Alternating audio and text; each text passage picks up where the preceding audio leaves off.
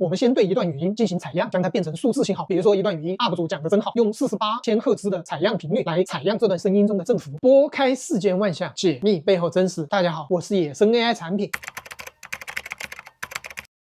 我们用一个具体的事例来更清楚地理解一下自编码器得到语音文字的过程。首先，我们先对一段语音进行采样，将它变成数字信号。比如说一段语音 UP 主讲的真好，用48千赫兹的采样频率来采样这段声音中的振幅。声音它本质就是一个振动，这个我们在高中的物理学中就学过了，所以我们采样这一个振动的振幅就能记录这一段声音。经过这一个采样之后，每一秒的语音就变成了4.8万个振幅数字，这些数字排成一列就是一个向量。第二步呢，就是把得到的这一个振幅数字输入到编码器中，经过转换得到中间状态的语音文字。4.8万个振幅数字输入到编码器，经过一系列的计算、运算、压缩，最后就变成了中间状态语音文字。假设每秒的语音变成50个语音的文字字符，那每个字符就代表了20毫秒的声音信息。每个语音字符呢，由128个数字构成，这些数字排成一列就是一个128维的向量。那具体有多少个语音字符，每个字符到底有多少个数字，也就是这一个字符的维度到底有多少维，都是自由设计的。像 Meta 开源的这个语音模型 Decodec 使用的就是48千赫兹的模型，采用的是150个字符；24千赫兹的模型是用的75个语音字符，每个向量呢都是128维。我们这里就用50个字的语音字符来举例，维度也是用的128维，这样数字更好计算一些。接下来就把得到的这一个语音字符输入到解码器，还原出初始的输入语音数字。这50个语音符号输入到解码器后，解码器会还原出最初的4.8万个振幅数字。这些振幅数字输入给扬声器等部件，就可以还原出原来那段语音 UP 主讲的真好。我们在这里暂时不关心编码器和解码器它内部的结构细节，主要还是介绍一些概念，具体的这些内部运算的结构细节等后续的章节再来详细介绍。你可以看到这个编码器和解码器它其实就是一个梯形，把一个维度很大的这个向量通过这一个梯形的编码器、解码器来把它变得越来越小、越来越小、越来越小。整体流程是看起来非常清晰简单的，但仔细一想会发现我们似乎还漏了一点东西。我们原本对语音文字是有2个要求，现在貌似只完成了1个，完整记录语音中的人类可识别的全部语音信息。这一个要求是已经实现，它都能完整的还原出语音了，肯定中间状态已经包括了这个输入语音的全部信息，不然信息有丢失的话，它怎么可能还原出来？但是语音文字必须是有限可穷举，这一个需求貌似没有实现。目前语音符号显然是连续的，每个语音符号是128维的向量，就是图中的红色数字。这些数字它可以是负无穷到正无穷的任何数字，在整个编码和解码的过程中，我们并没有对它提出任何要求，因此我们需要对这一个自编码器进行进一步的特殊设计，强制让其中生成的中间状态从现在的任何数字都可以变成有限离散的语音符号。实现这一个目标的关键技术就是向量量化。下一节我们就详细来了解向量量化的具体方法和原理。想了解更多多模态细节，关注一下再走。我是野生 AI 产品，陪你一起成长。